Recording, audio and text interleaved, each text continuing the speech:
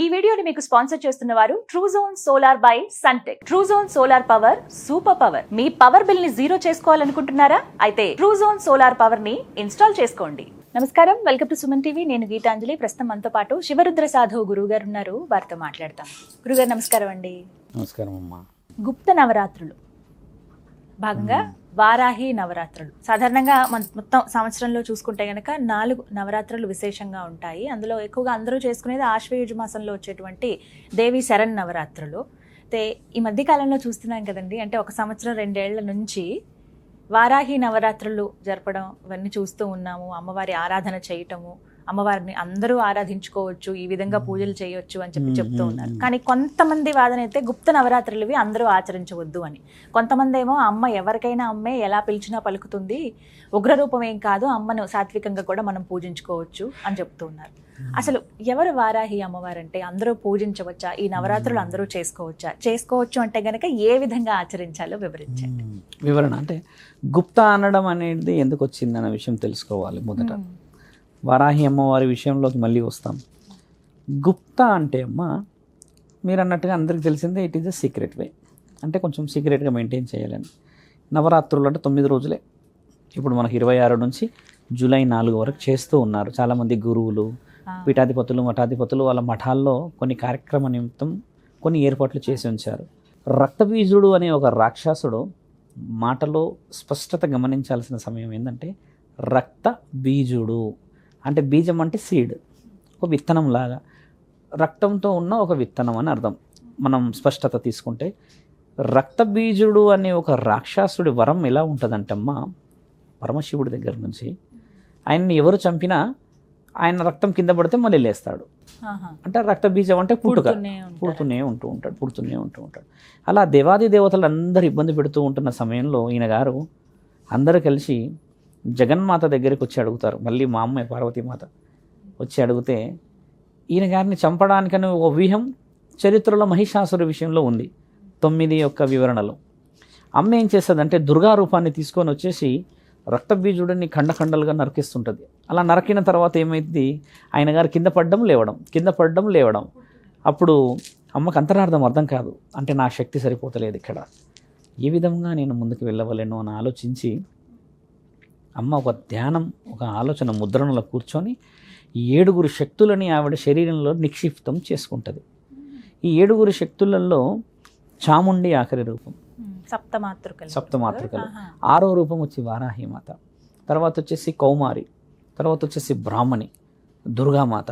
ఈ విధంగా అమ్మ రూపాలు తీసుకున్న తర్వాత ఒకసారి అమ్మకి ఒక శక్తి అనేది శరీరంలోకి రావడం చేత సంహారణకి బయలుదేరుతారు. సంహారణకి బయలుదేరిన తర్వాత ఒక్కొక్క రూపంతో అమ్మ చాముండి రూపంతోనే అందరినీ ఆయన్ని సంహరిస్తూ ఉన్న తరుణంలో ఒక్కొక్క దేవతలు ఈ సప్తమాతృకల్ని, అంటే సప్త దేవతలను ఎందుకు సృష్టిస్తుందంటే అమ్మ ఈయన గారి రక్తాన్ని బంధించాలి, శరీరాన్ని బంధించాలి, వీడి మంత్ర ఉచ్చరణ ఆయుధాలని బంధించాలని ఈ సప్తమాతృలకి ఇచ్చిన హెచ్చరిక ఏంటంటే మీరు యాంత్రిక, మాంత్రిక, తాంత్రిక విద్యలతో ఆయనని బంధించాలి, అంటే శక్తులతో, యంత్రం, తంత్రం, మంత్రం. నేనేమో వధిస్తుంటా, మీరు యాంత్రికంగా మాట్లాడుతూ ఉండాలి, మీరు మాంత్రికంగా మాట్లాడుతూ ఉండాలంటే 4 విధాలుగా అడ్డుకోవడం అన్నమాట. ఇలా ఉంటే ఈ యంత్ర, మంత్ర, తంత్ర చేస్తున్న తరుణంలో వారాహి రూపం ఎవరైతే ఉంటారమ్మా ఆ తల్లి ఈయన కింద పడిన రక్తాన్ని నాలిక ద్వారా జుర్రుకుంటుంటుంది. అంటే ఒక మంత్రతంత్ర యంత్రశక్తుల్లో అమ్మ కూడా ఒక యంత్రం లాగా మిగతా పైన సంహరణ జరుగుతుంటుంది. ఆ మాంసపు ముద్దలన్నీ వాళ్ళు కోస్తూ చేస్తూ సంహరిస్తున్న సమయంలో వీళ్ళ మిగతా 6 తెలియకుండా అమ్మ కింద పడ్డ రక్తాన్ని స్వీకరిస్తూ ఉండడం, లాస్ట్ పడిన రక్తపు బొట్టు కూడా స్వీకరించి ఒక్కసారి ఇలా తల లేపి నిలబడి ఉంటుంది. ఆవిడ చూసినప్పుడు ఏం జరిగింది, ఈయన గారు అంతమైపోయారు అని చెప్పినప్పుడు అమ్మ ఆ ఉగ్ర రూపంతో ఇలా ఊపిరి తీసుకుంటున్నప్పుడు చూసినప్పుడు ఆ దంతాలు ఇలా బయటికి రావడం అంతా చూసి మా ముఖంటి సైతం ఆనందపడి ఎంతటి ఉగ్రరూపం, ఎంతటి వివరణ, ఎంతటి గోప్యంగా గుప్తంగా రక్తాన్ని తాగేసిందా, అందరికీ తెలియకుండా. అసలు ఆ పైన వాళ్ళేమో ఆ పని చేస్తూ ఉంటే ఇక్కడ ఈవిడ ఈ పని చేసి ఎంతటి శక్తి చూయించగలిగింది అని చెప్పి ఈ రూపం ఎక్కడైతే మంత్రతంత్ర యంత్రాలను ఉపయోగించి క్షుద్ర పూజలు పొలిమేరలో కూర్చొని చాలా గుప్తంగా చేస్తారు కదా, వాళ్ళ ఈ వీపులు పగలగొట్టే దేవత వారాహి మాత. ఎందుకంటే ఆడ యంత్రాలు పెడతారు, కొన్ని మంత్రాలు చేస్తారు, కొన్ని యాంత్రిక శక్తులు పెట్టి లేపుతుంటారు. ఇక మహానుభావులు చుట్టూరుగా మంట పెట్టుకొని కొన్ని చేస్తారు కదా. ఈవిడ సీక్రెట్గా వాళ్ళ యొక్క శక్తిని సమాజంలో కొన్ని అమాయకపు కుటుంబాల మీద పడకుండా, కొందరు అంటారు కదా ఏ దేవుడు కాపాడిండో ఏ దేవత కాపాడిందంటే ఈవిడే కాపాడుతుంది. దానికి అర్థం ఈవిడ యంత్రమంత్ర తంత్ర శక్తి, ఈవిడ దేవత. అందుకని భయానకమైన పరిస్థితుల్లో కూడా క్షుద్ర పూజలు చేసే మహానుభావులు కూడా ఈవిడ పట్టమే పెట్టి పూజిస్తుంటారు. మీరు గమనించండి. ఎందుకంటే ఈమె గుప్తంగా సీక్రెట్లలో వీళ్ళకి కావాల్సిన వరాలు ఇచ్చేసి పని చేస్తుందని కొంచెం నమ్మకంతో ఉండడం చేత వాళ్ళ వీపులు ఈవిడే పొలగొడుతుంది అనేది శాస్త్రంలో వివరించబడింది. దేవీ పురాణంలో రాయబడింది. ఈ విషయం కూడా రాయబడింది. ఒక 8 లైన్లు ఉంటాయి వారాహిమాత గురించి. ఇలా అమ్మ సంహరణ చేసింది రక్త బీజుడని. చేసిన తర్వాత మరి అమ్మ ఎక్కడికి వెళ్ళాలి, అమ్మ ఏ విధంగా ఉండాలి? అమ్మ పుట్టింది ఎవరి నుంచి? పార్వతీమాత రూపం నుంచి. కాబట్టి తండ్రి ఉన్మత భైరవుడు అన్న రూపాన్ని తీసి వారాహిమాతని దగ్గరికి తీసుకుంటాడు. అమ్మ యొక్క భర్త ఉన్మత భైరవుడు శివుడు. వారాహమూర్తి విష్ణు మహానీయుడు కాదు. ప్రేక్షకులకు చెప్పండి, అలా తప్పులో ఉన్నాము. లక్ష్మీ స్వరూపం అని విష్ణు మహానీయుని కొలవడం మన పొరపాటే, కానీ అమ్మ లక్ష్మీ స్వరూపం కాదు. అమ్మ వచ్చేసి పార్వతీ స్వరూపము. అందులో ఇప్పుడు 7 శక్తుల పేర్లు మేము చెప్పాము. చాముండి అవతారం నుంచి వచ్చింది. వారాహి 6వ రూపం కాబట్టి కౌమారి. ఇలా ఉండడం చేత అమ్మ యొక్క భర్త ఉన్మత భైరవుడు. భైరవుడు అనంటే పరమశివుడే. కాబట్టి అమ్మ రూపానికి అర్థం పరమార్థం ఇచ్చిన మహాక్షేత్రం కాశీక్షేత్రములో 16 అడుగుల రూపంతో ఉంటుంది అమ్మ. పాతాళ కాశీ అంటారు అది. అక్కడ అమ్మ నించొనున్న ఆ రూపం 4 చేతులతో ఉంటుంది తల్లి. అక్కడ అమ్మని దర్శించుకోవడానికి నేరుగా అనుమతి లేదు. 2 రంధ్రాలు ఉంటాయి. మీరు ఆ రంధ్రాల నుంచి చూడాలి వెళ్ళి. ఎందుకయ్యా అని ఒక 2 భార్యాభర్తలు వచ్చారు. వచ్చి ఏం చేశారంట, లేదు మాకు అమ్మ అంటే చాలా ఇష్టం అంటే పంతులు వాళ్ళు వీళ్ళు అన్నారంట, అలా వెళ్ళడానికి అర్హత లేదు స్వామి. అమ్మ ఉగ్ర రూపంలో, ఆమె ఎప్పుడూ కోపంలోనే ఉంటుంది, మీరు అలా వెళ్ళడం తప్పు కదా అని అన్నప్పుడు, లేదు మాకు ఇష్టం అని లోపలికి వెళ్తే ఒక 10 నిమిషాలకైనా ఒక గంటకైనా బయటికి రాకపోవడం చేత వీళ్ళు లోపలికి వెళ్ళి చూస్తే అమ్మ పాదాల దగ్గర రక్తం గొక్కుకొని చనిపోయి ఉన్నారంట. ఇది రాయబడి ఉన్నది, మీరు గూగుల్ సెర్చ్ చేయొచ్చు. అందులో ఉన్నది, చనిపోయారు వాళ్ళిద్దరు. ఎందుకంటే అమ్మ రూపం దూరం నుంచి చూడాలి. అంతటి ఉగ్ర రూపాన్ని మానవ శరీరాలు తట్టుకోదు. కాబట్టి ఆవిడ రాత్రి సమయంలోనే దేశ సంచారంలో ఉంటుంది. కాబట్టి మనం గుప్తంగా పూజించాలి. ఒక అర్థము. రెండో అర్థం, ఆవిడ పుట్టిందే గుప్తంగా. మూడో అర్థము, ఆవిడ పరమశివుడు పంపించిన ఆదిపరాశక్తి అని తెలుసుకొని అమ్మని గుప్తంగా రాత్రిలో, అంటే సమయం 8-9 మొదలుపెట్టి ఉదయం 3-3:30 వరకు పూజించాలి. ఒకవేళ సమయం లేదు సాయంత్రం అంటే ఉదయం 10 నుంచి 12 లోపు కానీ, 12 నుంచి అంటే 6 నుంచి 12 లోపు కానీ గంట మాత్రమే మార్నింగ్ అవర్స్ పూజించాలి. గుప్తం అనేదానికి ఇంత అర్థం ఉంది కదా. అమ్మవారిని ఏ విధంగా కొలుచుకోవాలి, అసలు ఎందుకు ఆ అమ్మవారి విషయంలో తప్పులు జరుగుతాయి, ఆమెకి ఎంత భయం ఉన్నదంటే, నీ కోరిక సీక్రెట్గా చెప్తేనే ఆవిడ తీర్చడానికి ఉన్న దేవత ఆవిడ వచ్చేసి వారాహిమాత అని. ఇప్పుడు అలాంటిది నువ్వు బయటికి చెప్పేసి పెద్దగా చేసేస్తాము, పెద్దగా మనము 9 రోజులు 9 విధంగా చేస్తాము అని అంటే సీక్రెట్ లేదు అక్కడ. మరి అక్కడ అమ్మ లేదు అనే అర్థం. అమ్మ ఉన్నది ఎక్కడ? చీకటిలో. అమ్మ ఉన్నది ఎందుకు?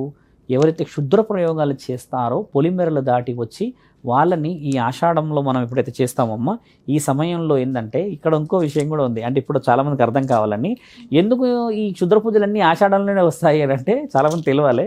ఎందుకు వస్తాయనంటే అమ్మ పూజలలో బిజీగా ఉంటుంది ఈ నెల రోజులు. కాబట్టి ఈ రాక్షసుల బిజీలో వీళ్ళు ఉంటారు. కాబట్టి మనకి ఆ అమ్మ అవసరాలు 4 విధాలుగా వచ్చింది. శాకాంబరి మాత విషయం చెప్పాము. ఎందుకు అనంటే అప్పట్లో వర్షాలు అనేది ఒక అర్థం ఉంది. నల్లపోచమ్మ తల్లి చెప్పాము, శివుడి దగ్గరికి పోయింది, ఆషాఢం ఒక అర్థం చెప్పాము. ఇప్పుడు అమ్మ గుప్త నవరాత్రులు అంటే ఈ వర్షాలు ఈ సమయంలోనే అమ్మలు లేని సమక్షంలో ఈ క్షుద్ర పూజలు చేసి పొలిమేరలకి ప్రేతాత్మల ప్రభావం ఉండొద్దు అని ఈ విధంగా అమ్మ చేస్తున్న దాంట్లో శాస్త్రం ఎంత గొప్పగా ఉంది కదా. ఇవి తెలుసుకొని పూజిస్తే, ముఖ్యంగా ఆడవాళ్ళు 3 రోజుల ముందు మాంసాహారం మానేయాలి. ఆడవాళ్ళని కాదు, పూజించాలనుకున్న వాళ్ళు. అలంకరణ చాలా ముఖ్యమైనది. మరియు అలంకరణలో అమ్మ మంత్రతంత్ర ఏదైతే శంత్ర ఉంటాయో, అమ్మవారికి వారాహిమాత విగ్రహం అందరి ఇంట్లో ఉండదు. పటం అంటే ఇష్టంగా పెట్టుకుంటాము, కానీ అమ్మవారి విషయం ఎలా చేయొచ్చు అంటే 9 రోజులు ఒక కలశం, ధన్వంతరి కలశం అంటే ఇస్తారు. ఆ కలశంలో సగం వరకు బియ్యం పోసి, ఆ తర్వాత పసుపు బాగా పోసి, తర్వాత కుంకుమ పోసి, తర్వాత గంధము పోసి, అష్టసుగంధాలు అష్టసుగంధాలు అంటే బహుశా చాలామందికి తెలియకపోవచ్చును. అష్టసుగంధాలు వనమూలికలు. ఇప్పుడు అష్టసుగంధాలు అంటే మీకు తెలుసు మళ్ళీ, కానీ మిమ్మల్ని అడిగితే చెప్పరు. అష్టసుగంధాలు అంటే ఏంటంటే మీరు మటన్లో చికెన్లో వేసే మసాలాలు. దాన్ని ఇట్లా ఓపెన్గా చెప్తే ఏమవుతుందంటే సుగంధ ద్రవ్యాలు. దాన్ని లవంగ, ఇలాచి, తర్వాత దాచిన చెక్క, సోంపు, వామ, గసగసాలు, సాజీరా, ఇలా వచ్చినవన్నీ జీలకర్ర ఇవన్నీ కలిపి అష్టసుగంధాలు అంటారు. ఇవి వనమూలికల సముదాయాలు. మనం డైరెక్ట్గా తింటే ఆరోగ్యం దెబ్బతింటుందని ఇప్పుడు మసాలాలు చికెన్లో, మటన్లో, తర్వాత ఇంకా వేరే వేరే మసాలా కూర, గుత్తొంకాయలు వేస్తున్నాం కదా, దీని అంతరార్థాలు. అవి వేయడం వల్ల ఏమవుతుందంటే అమ్మ ఇంట్లో సౌభాగ్యం, లక్ష్మి నిలబడుతుంది. ఇంకో నానుడి చాలామంది దగ్గర తెలుసుకోవాల్సిన విషయం ఏంటంటే అమ్మ, ఎవరైతే ఈ అష్టసుగంధాలని బాగా మెయింటైన్ చేస్తారో ఇంట్లో, వాళ్ళ ఇంట్లో లక్ష్మి కొలువై ఉంటుంది అనేది నానుడి. ఎందుకు అని అడిగితే ఇవి కాస్ట్లీ, హెవీ క్వాంటిటీ తేలేరు, వెరీ లెస్ క్వాంటిటీస్ తెస్తాం కదా.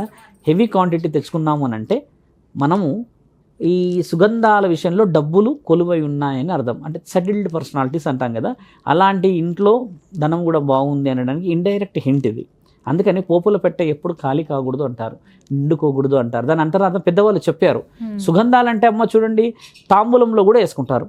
అంటే అంతరార్థాలు ఏంటంటే దేవతకు ఇష్టమైనవి అవన్నీ. కాబట్టి ఈ సుగంధాల దగ్గరే ఉంటుంది అనేది అర్థం ఒకటి. ఇంట్లో బాగా దీప నైవేద్యాలు, అమ్మకి దీపాలు పెడితే అక్కడ ఉంటుంది అనేది చిన్న చిన్న హింట్. అలా ఉండడం పెట్టి అమ్మ 4 అంచులు అవన్నీ పెట్టి అక్కడ ఒక నిమ్మకాయ మంచిది పెట్టుకొని, తర్వాత మళ్ళీ పసుపు కుంకుమ వేసి 5 తమలపాకులు ఇలా పెట్టాలి. ఇలా పెట్టేసి ఒక కొబ్బరికాయ తీసి పెట్టి అక్కడ ముఖ్యంగా చేయాల్సింది పుష్పాలతో మనం మంత్ర ఉచ్చారణ చేసుకోవాలి. దాని మీద వేయడం ఇలా వేసి పువ్వులు 5 రకాలు తెచ్చుకో, 10 రకాలు తెచ్చుకోమేనమ్మా. పసుపు కుంకుమ మంచి క్వాంటిటీలు పెట్టుకొని మీరు పలికే మంత్రం అదే. అమ్మని నిక్షిప్తం చేసుకున్నాం, కింద తమలపాకులు పెట్టి పసుపు కుంకుమ వేసి మళ్ళీ ఆ కలశం పెట్టి నేను అన్నయ్యన్ని వేసి ఆ తర్వాత అలా పెట్టినప్పుడు అక్కడ అమ్మ కొలువై ఉంటుంది కదా, అమ్మ స్థానం అది.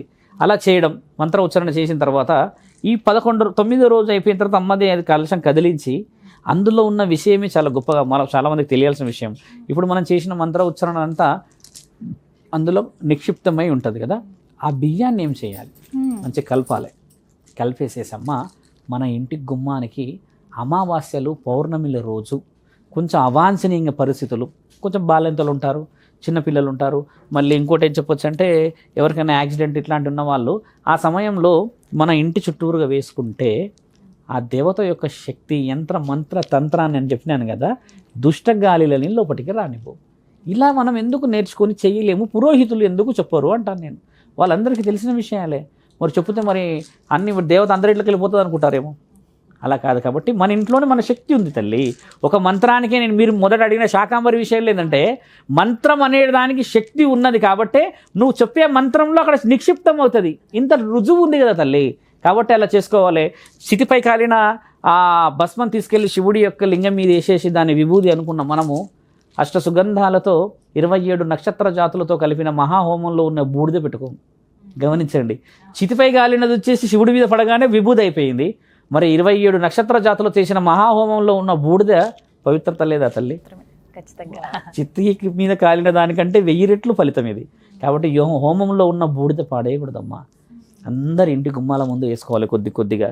అప్పుడు మన రక్ష ఎక్కడి నుంచి వస్తాయి స్వామి అని అంటే మరి రక్షలు అనేవి పూర్వం నుంచి వచ్చాయి ఇవన్నీ. అంతెందుకు తల్లి, ఇప్పటికీ కొన్ని సినిమాల్లో ఇట్లా ఒక ఎంట్రీలో పూసేసి రౌండ్ వేసేస్తే అది దాటి రాక్షసి రాదు చూడండి. మరి ఎక్కడి నుంచి దేవుడు ఆపాడు దాన్ని? ఆ పురోహితుడే కదా ఆపుతాడు. అక్కడ ఒక హోమం చేసిన తర్వాతనే ఆపుతాడు. ఇంత మన శాస్త్రీయత దాగుంది. కాబట్టి అమ్మవారి ఆశీర్వాదం అందరి ఇంట్లో ఉండాలి. నా తల్లి ఎప్పటికీ ఎవరిని కూడా వదిలిపెట్టదు, ఏదో ఒక రూపంలో అయితే వస్తూనే ఉంది. కాబట్టి ఏంటంటే వారాహిమాత యొక్క రూపం అందరి ఇంట్లోకి నిజంగా రావాలి. చాలా చాలా గుప్తంగా చేసుకున్న అందరి నిజ స్వరూపాలతో అమ్మ నిజమైన సౌభాగ్యాన్ని అప్పచెప్పాలి. ప్రతి ఆడబిడ్డ, ప్రతి కుటుంబం బాగుండాలి. ఈసారన్నా ఆ గుప్త నవరాత్రుల విషయంలో అమ్మున్నదని రుజువు చేయాలని ప్రేక్షకులందరికీ వారాహిమాత పండగ శుభాకాంక్షలు తల్లి. ధన్యవాదాలు గురుగారు, చాలా చక్కగా వివరించారు. నమస్కారం.